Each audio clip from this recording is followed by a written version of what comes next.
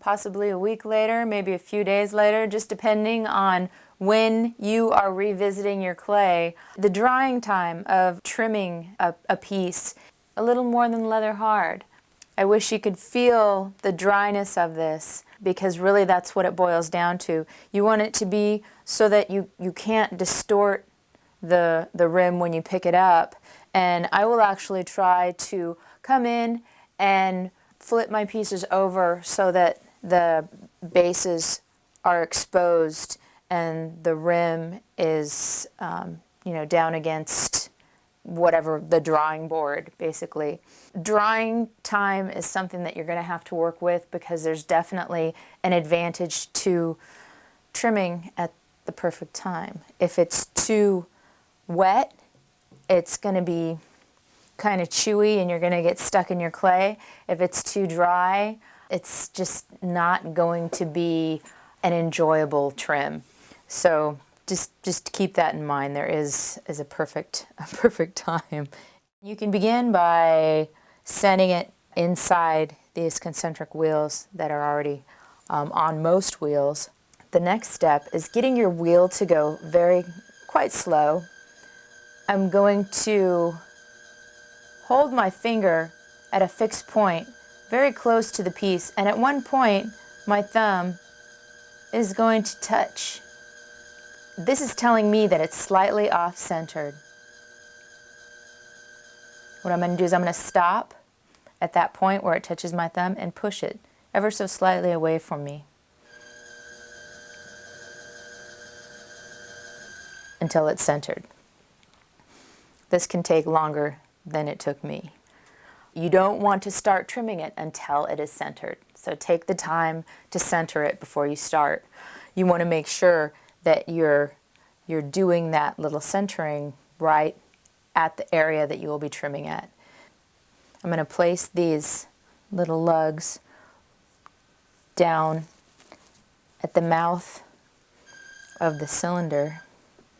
And I don't want to push into the cylinder. I just want to support it and make sure that it stays where it's at. There's a couple little different tools that I use. This is kind of the standard trimming tool. I enjoy bringing this in every now and then. I think about dancing around the foot, the bottom of the pot when I'm trimming. So you don't want to stay in one place very long, okay? So first thing we're going to do is we're just going to take this tool, and I'm only working from the center to 3 o'clock, always on the right side of the piece. And make sure that you're holding it kind of like you hold a pencil. I'm going to counterbalance the form with my left hand, one of my fingers from my left hand. It kind of moves around between these two fingers usually. I start in the center and make my way out to the right. So center to 3 o'clock, and I'm just making sure that the bottom is flat, which it is. Now I'm going to go over to the right side and do a little shaping over here. And I don't want to go too far up the wall of this piece. I really tend to stick around the bottom third of the piece. Really keeping in mind the consistency of the wall thickness.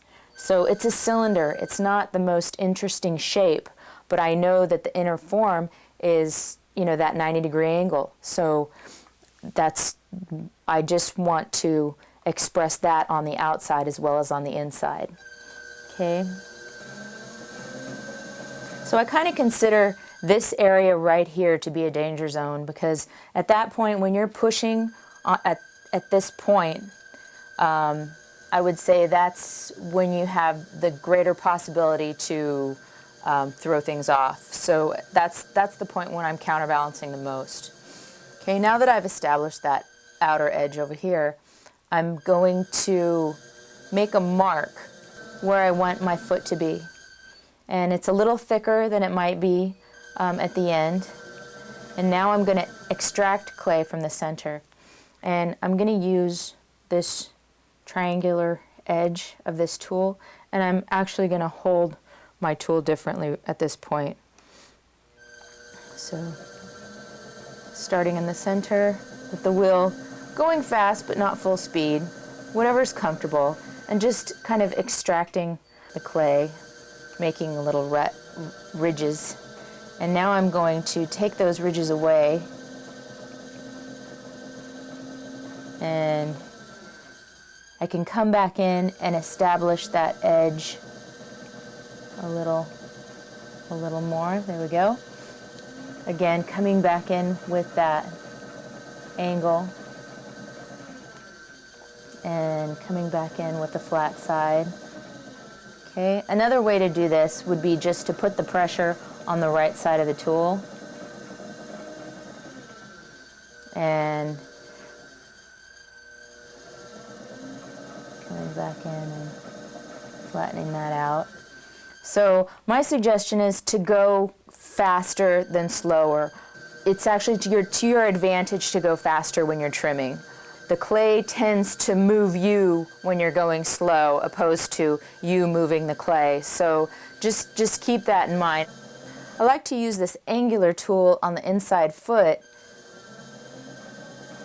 so that when I get over to this edge, I'm able to get up into that corner and stop. If I was using the other side, it would be more of a curve that I was putting into the form. And I really want a little angle here. Your foot is really dependent on the form, and everybody's foot is different. So that's going to be up to you. What I'm thinking about right now is following the inner form of this piece. And I know that it's a 90-degree angle where the base meets the wall. So I'm just trying to match that on the outside. I'm trying to sort of mimic that same shape. So again, consistent wall thickness. Now I'm going to move over to this outer foot area here, and I can come in from the side maybe. I can take this area down a little bit. And this is where I begin my dance around the foot of the piece, just bringing it together like a composition, not spending too long in one area. So this is all sort of a personal preference, your own personal little choreography going on with the base of this piece. And now I'm just dancing around all the different areas that I've already touched upon, just trying to get it, just putting on the finishing touches. Really being conscious of what the form needs and directing the tool in those areas so that I can sort of expose that shape of the clay. Clean your tools if they get clogged.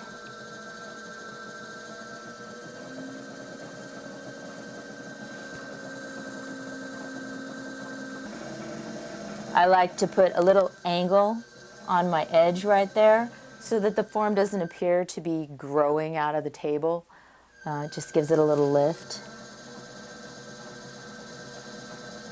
So really use your trimming tool and use these angles to come in and curve.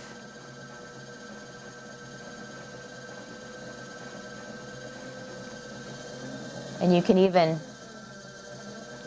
push out with this tool, push down from the top.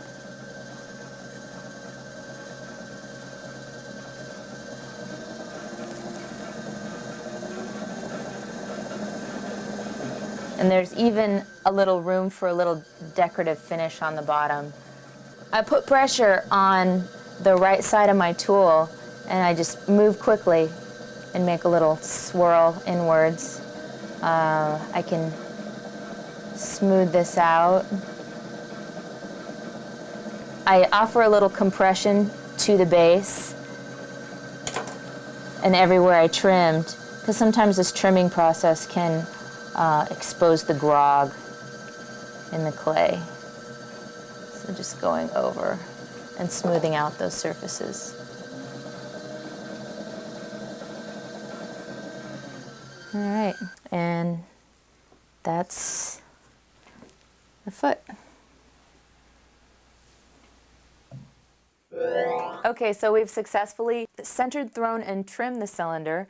Now I'm providing you here with a cross-section of the cylinder. As you can see, consistent wall thickness, except when you get to this point here. It's a little on the thin side, and that's caused by coming in a little too narrow, not really being true to the form. So before you put your piece down on the wheel to be trimmed, check the interior of the form and respond to that in your trimming.